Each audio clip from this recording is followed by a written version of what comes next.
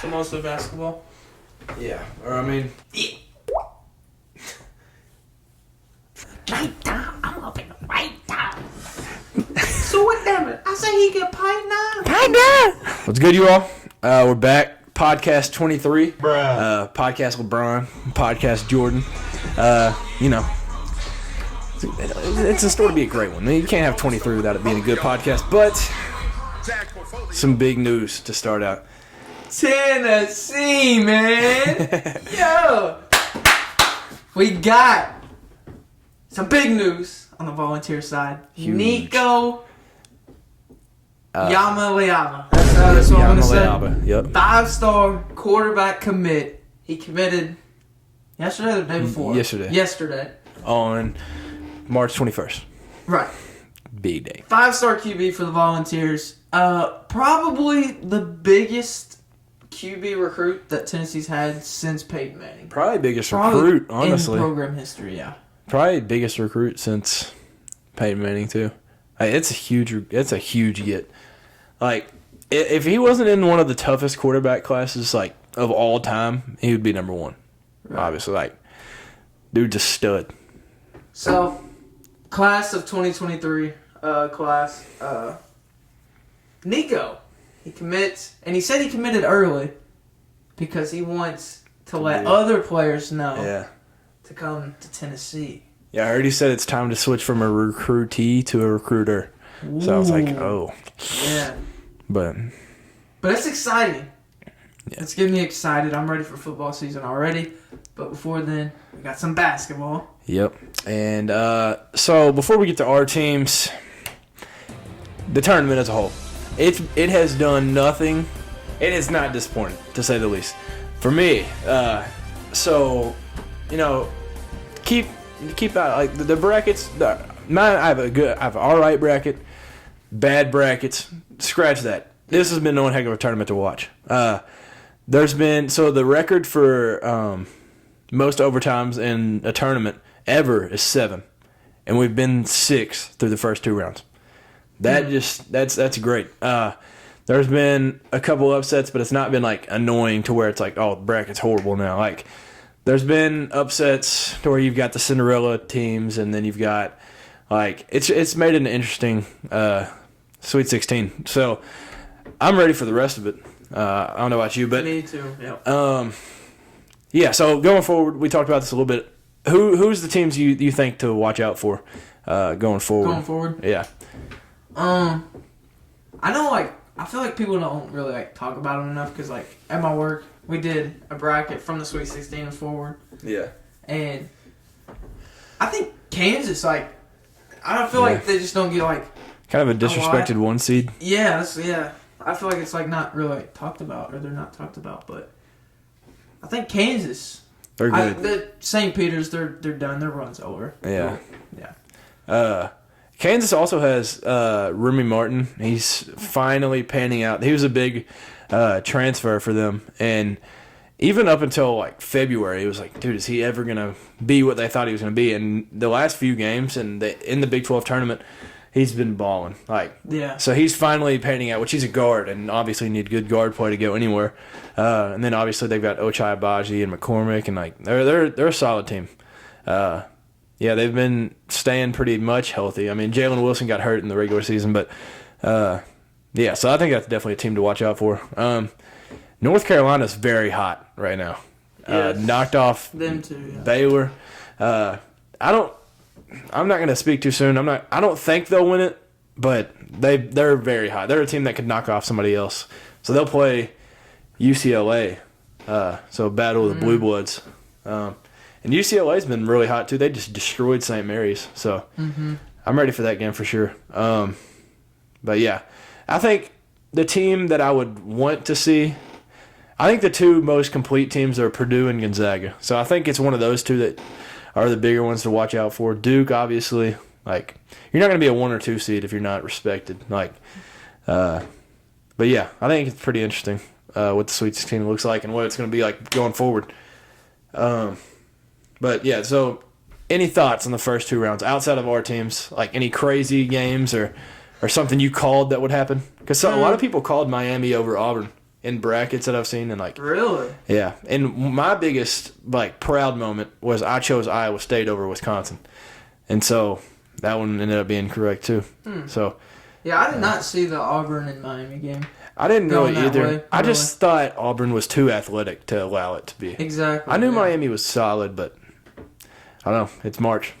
But a team that I kind of picked to move forward pretty far that I think was an unpopular opinion was Arkansas. I had Arkansas making a little run. They're still in it. Which last week Samuel had Vermont beating them. Yes. So, yeah. And I argued with him and I was like, dude, no. But hey, last SEC school in the tournament. So yeah. Definitely rooting for them because the SEC has not done too hot in the tournament.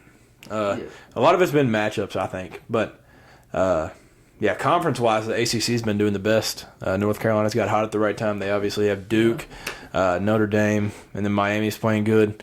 But, all the SEC teams outside of Arkansas are gone.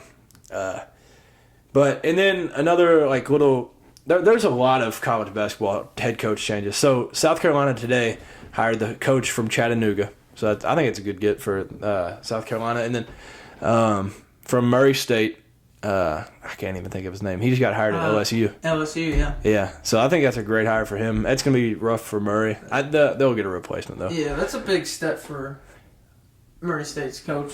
He's a great coach, too. Yeah. So they finished, 30 or 31 and 2 or 30? Something like that. 2 or 3 losses. So he's a good coach. But in the biggest news of any coach, and honestly the last – probably since Cal. This is one of the biggest names to go to a big university. Kenny Payne. And a lot of people, I think, do you know who this is, Kenny Payne? I'm not familiar with him. You kind of have to be a basketball head, not really know much about football. You can't really care about football. It's kind of you're I love basketball. That's kind of, a lot of people because he's never been a head coach. So it's one of those names that just lingers around. And he's been in the game for a while. But he came to Kentucky with Cal as his number one assistant, and he left Kentucky in 2018 or 19. I think it was 19 to go be an assistant for the Knicks. And he's just always his team, no matter where he's been, they've always been good. And so while he's the Knicks, they started to succeed a little bit last year, but he just took the job at Louisville. Louisville's where he played in the I want to say early 80s. It was in the 80s, and so he is one of the most genius. He is a genius with basketball. He knows the game in and out. His main thing is recruiting and big men play, and that I feel like that is the recipe to being a great college basketball coach. And the biggest news with him recruiting already is DJ Wagner, which. If y'all don't know who that is, he's the number one player in the class of 23, maybe. I think it's 23. But Kentucky's been recruiting him since he came out the womb. That dude, DeJuan Wagner is either his dad or his uncle, and that's a huge name. So DJ Wagner, it's always been him and Bronny. That's the people that they think, and it's always DJ Wagner just cooks them. And so DJ Wagner, he's a combo guard out of New Jersey, and I don't know. He's just really good. And I think whoever gets him has an automatic chance of winning it all because he's one of those. He's a generational player. And Kenny Payne's been recruiting him. He was one of the main guys at Kentucky. And then he recruited him. He's already recruited him to Louisville. So I think it's going to be a battle between Kentucky and Louisville. Still, Kentucky has a 100% crystal ball of getting him. But Kenny Payne's definitely going to make a push. That's a player that you want to get. And so I'm worried about that for sure. But I think Kenny Payne, I have a lot of respect for him. And I think he'll do a great job there. Obviously, I hate Louisville. Yeah. I think it was a good hire for them, though. I think it was a great hire. I think it was one of the riskier hires they could have done, due to him not being a head coach. But I think at this point, what do you have to lose? It sounds bad, but you've been through scandals. Needed something different, though, you know. Yeah, and they need a guy like this. This is a classy guy that's basketball. He's not going to be beefing with other coaches on Twitter or something. He's an older guy.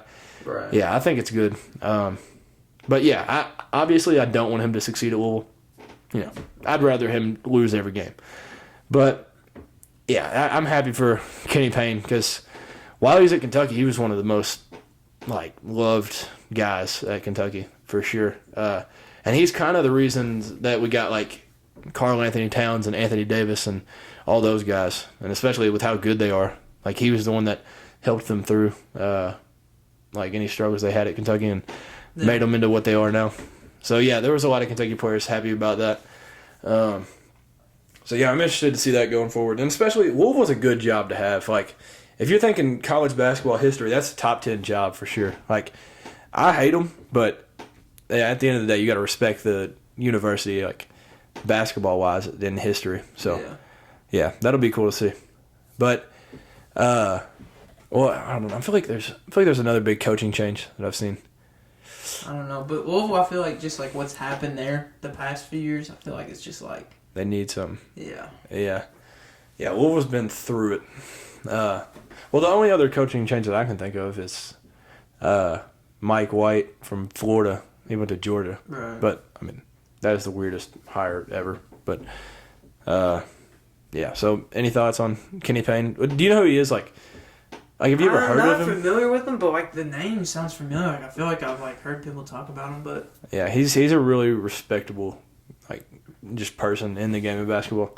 So he's an older guy. Yeah, I'd say. How long was he at Kentucky?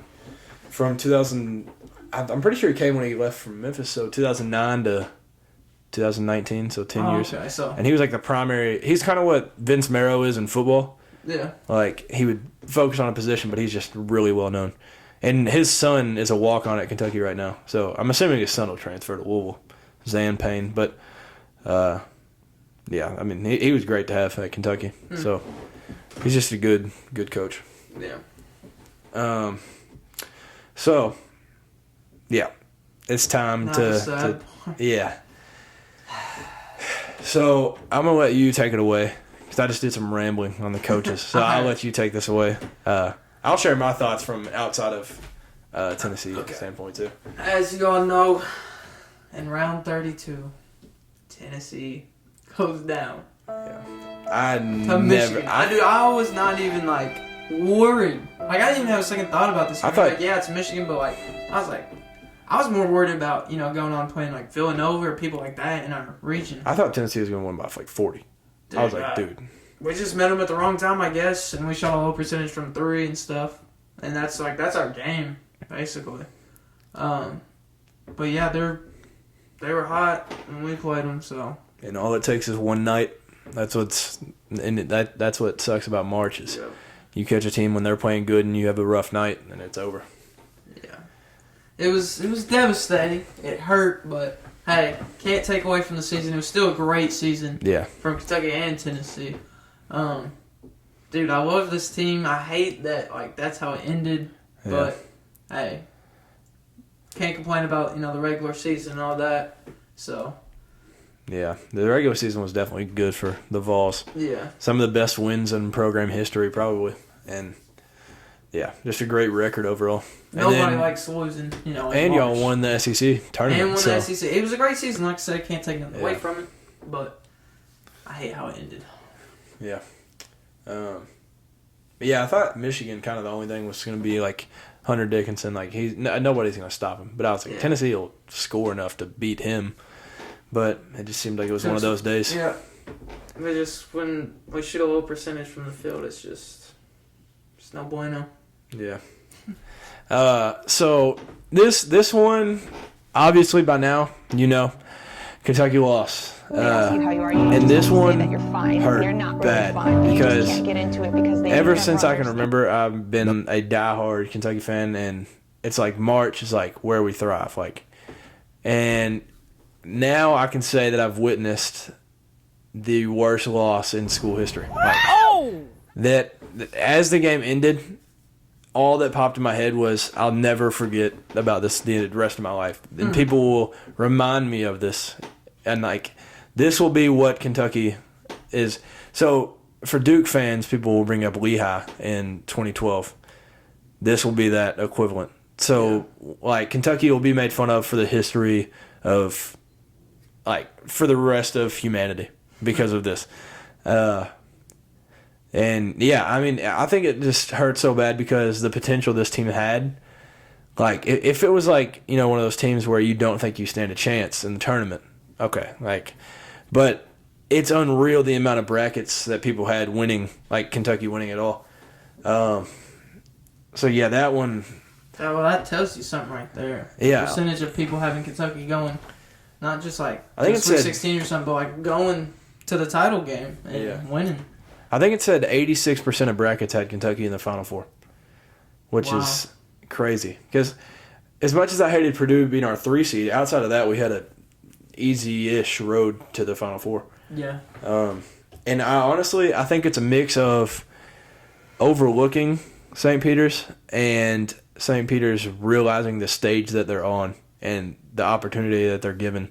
Because, you know, if you're a team like that, like, you get to play Kentucky. Get a lot of attention. Yeah, you get to play Kentucky or Duke or like their gym is smaller than our high school gym, and you don't think that they're going to play their heart out against Kentucky. Yeah, and I think Cal wasn't expecting them to play like as well as they did. Yeah, they were physical. They were a great shooting team.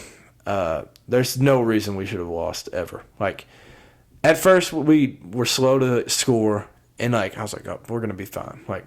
This is St. Peter's. Yeah. And I told you before the game, I was like, dude, I'm nervous. Like, I was like, this team, like, I've heard good things about them. Like, they beat Iona, Rick Pitino's team, in the championship. And if you beat Rick Pitino at all, you're a respectable team. Like, right. So that one was it was devastating for sure. But, I mean, Oscar played his heart out. He had 30 and 16. And then... So, like, the thing that bothered me, this leads into my next thing. So, at the end of the game, regulation, we got the rebound, or they might have scored, or something. It was tied. And then we dribble, we get past half court, and we have 2 timeouts left. Cal doesn't use one. And so, like, I don't see how... I can understand if you have a player like John Wall, or, like, Anthony Davis, just feed them. You don't have to call timeout. They'll score. Like they'll get a bucket. But on this team, I don't think since Tata got hurt, there's not been a player that I've been like, yeah, he'll score every time. Comfortable with them. Yeah. With the ball in the last couple of seconds. And so in a way, I'm like, okay, yeah, maybe they would have changed what defense they're in, but you have to use a timeout there because at that point you take 2 timeouts to nothing. Like there's nothing you ever did with those 2 timeouts, and we get a contested falling jumper from Tata, and that's our best shot that we have. That's an embarrassing way to end regulation. And then in overtime, we were 1 for 6 on free throws. And the free throw streak of us causing us to lose games continues. So it happened in 2019 against Auburn, 2018 against Kansas State, and many times before that. The bad free throw shooting in March has destroyed us. And so, yeah, I think you have to take a timeout there at the end of regulation, and then in overtime, you can't allow that to happen. You have to hit free throws. You have to score. You've got to do something. Free throws wins games. Yeah, crucial.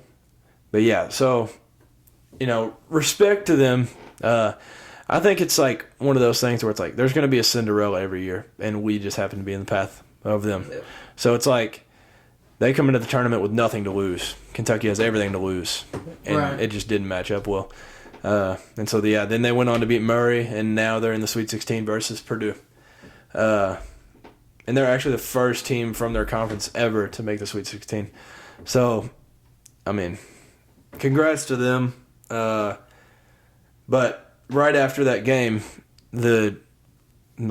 Kentucky fans spoke, and they just said, fire the problem, fire Cal. So my thought initially, I was like, yeah, get rid of him. Like, you can't lose to St. Peter's the year after having the worst season in school history. Like, you can't be the coach then. I was like, this is Kentucky. Like, you're not going to do it. Kentucky has a standard. Yeah. Like, there's like, and he always says, Cal is very, he just like repeats, he's said the same thing since like early 20 teens. Like, he always says, like, this is a gold standard. This isn't for everybody. Like, there's been a swaggy Cal, but that's not here anymore. Like, you can't lose to St. Peter's and think that you're still an elite team or, like, elite program.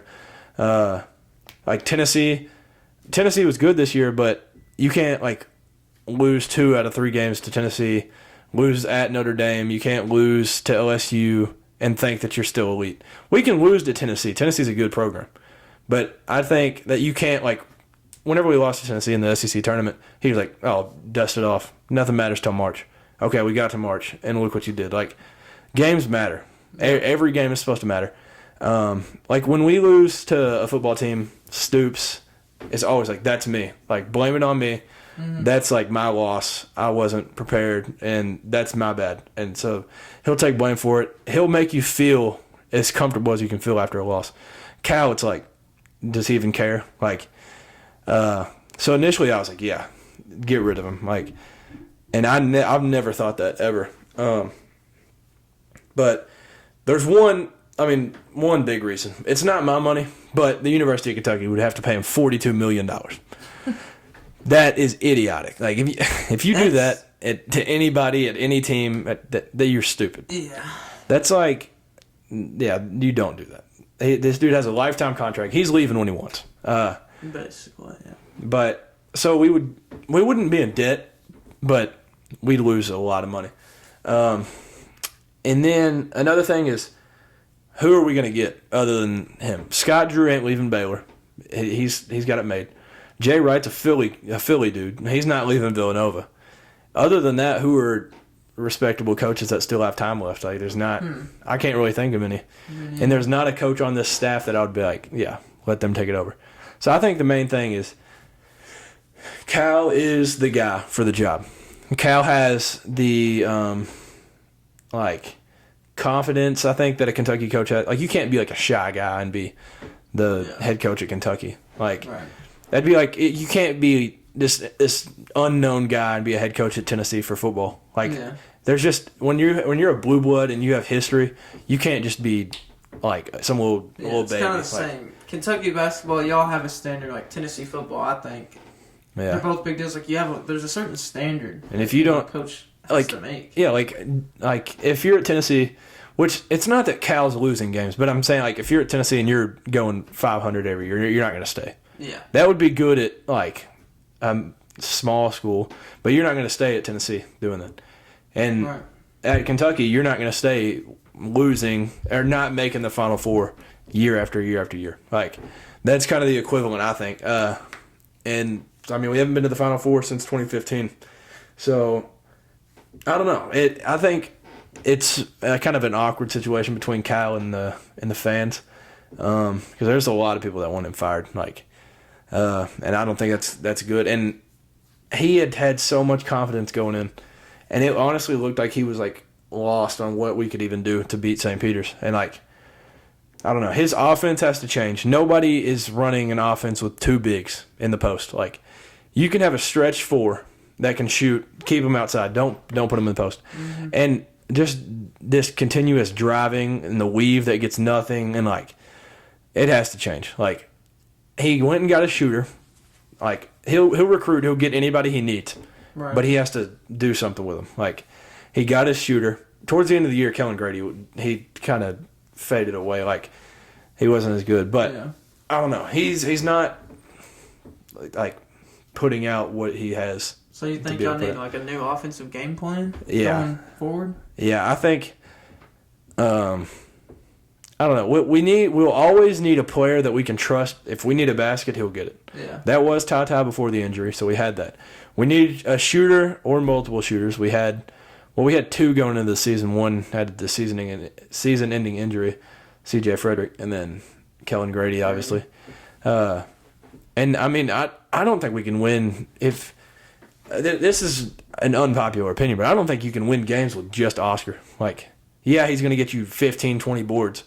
But, like, all his points are just layups. Like, he's not really – he started towards, like, the middle and the end of the year to be able to shoot jumpers. But, like, I don't think people are like, oh, shoot, Oscar's open. Like, I don't think people were really worried about that. Like you said earlier, like, you got to have some guards that can play. You can't just rely on one big man. Yeah. I just don't think we were as complete as people thought. I still thought we could win it all. But I was thinking, like, if you match up with Purdue, a normal team that is, like, just a quality team. They have bigs, guards, athletes. I don't think we don't match up with them at all. Like, they had 2 bigs that were good to our 1 big that's good. And, like, our 4 was thin. I don't know. But going into the offseason, there's a lot of stuff on the line here. Like, Tata, well, the whole year I was like, he's gone. Like, obviously, he's a top 20 pick. Like, he's gonna leave. Now his draft stock's gone down because of his injuries and stuff.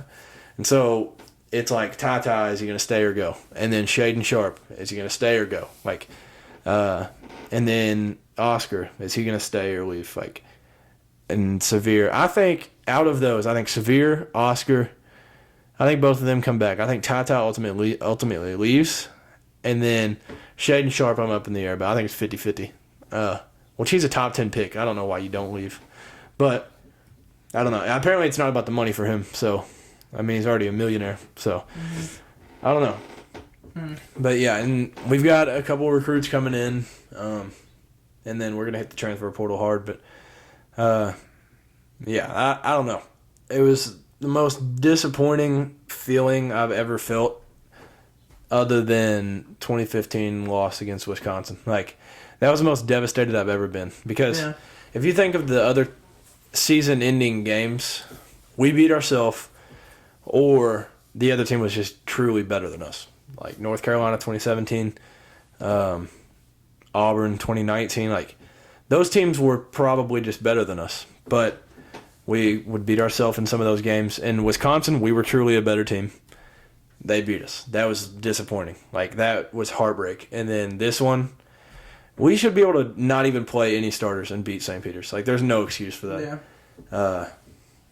So, yeah, that was one of the most disappointing feelings ever. Well, I think St. Peter's time's up. They had their little Cinderella run or whatever, but they just swept the state of Kentucky. So, that sucks. But, yeah, like you said, you can't take away from the season. So many records were broke for Kentucky. And if you break a record for Kentucky, that's like saying something. Like, there's a lot of history. But, I mean, Tata broke records. Oscar had one of the best years I've ever seen a college basketball player have ever. Insane. And so he's likely to win the Wooden Award. But, yeah, that I feel like with that type of loss, that almost wipes it away. Like, I forgot that we had a good season. Like, that's such a bad loss that I won't ever forget Oscar's season. That's for sure. And I feel bad for people like Davion Mintz. Like, he went through last year, worst season in school history. This year, worst loss in school history. Like, yeah, you hurt for him. Like, I don't know. But, yeah, so you have any last thoughts on Tennessee's season or Kentucky's season? Losing's hard. Yeah, it sucks. Especially, the losing part wouldn't bother me as much as if it is, like, both of our teams were supposed to get past this. Yeah. That's what hurts so bad. That's what hurts the most, if you know your team's expected to go farther than what they did. And, like, it's not crazy to think that Tennessee had a team that could win it all. That is not crazy at all. Like, you all were beating good teams by, like, a lot. And, I mean, even in one of my brackets, I think I had Tennessee winning. I was like, Tennessee is a deep, like, complete team. And then I didn't think there was a chance Michigan would beat y'all. And I don't know. But, yeah, it's just very disappointing. Yeah. But thanks to the seniors. Yeah. Fulkerson's going. I don't know if...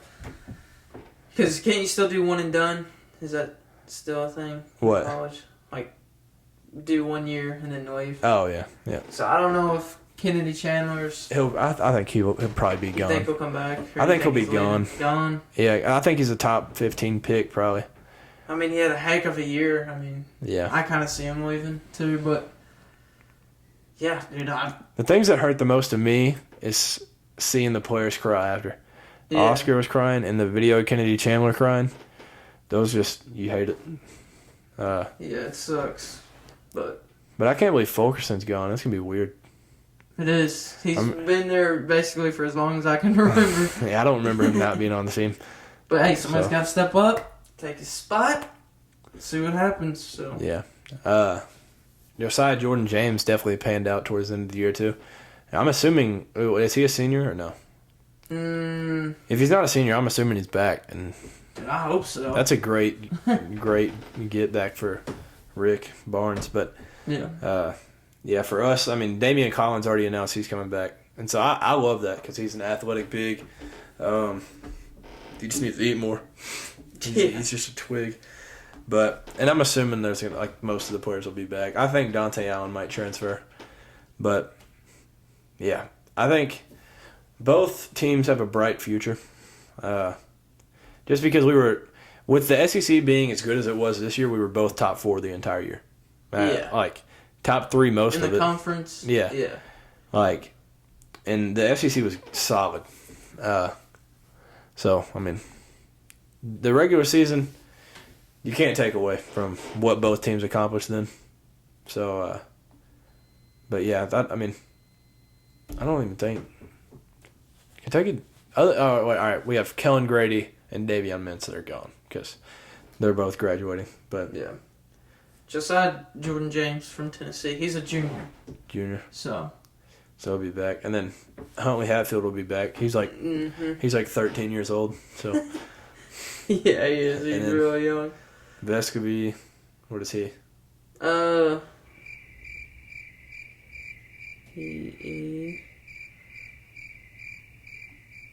He's a junior as well, so they'll both probably be back, I would assume.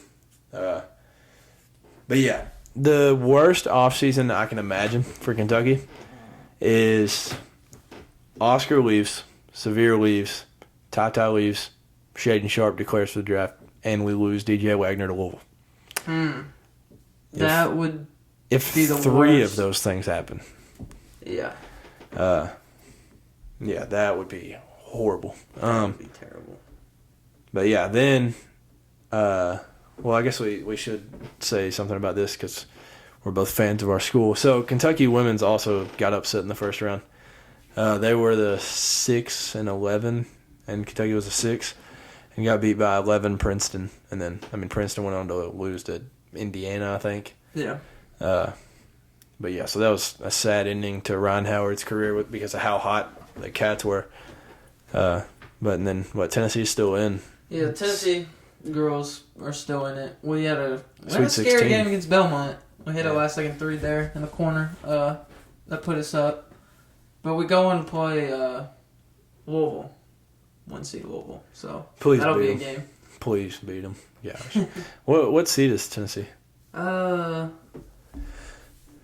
trying to remember. 4? I was going to say 3, but that could. I don't even 3 think or 4. It's got to be.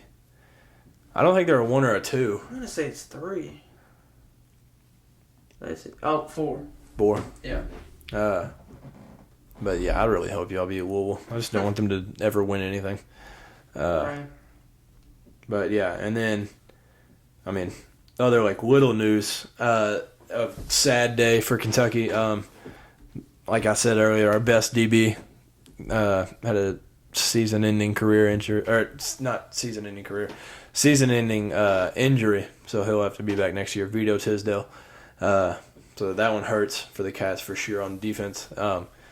But Kentucky softball plays number 1 Oklahoma. I think it's tonight, and it's the first time a crowd at a softball game has ever been sold out regular season for Kentucky. So as little as I care about Kentucky softball, I mean that's kind of cool.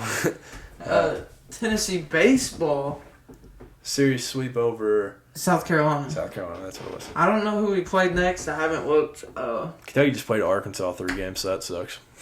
Yeah, I think Arkansas is a good team. I think we got beat all. I think we got swept, but I think we're 14-7 now. Maybe I don't. We're not doing too bad. Yeah.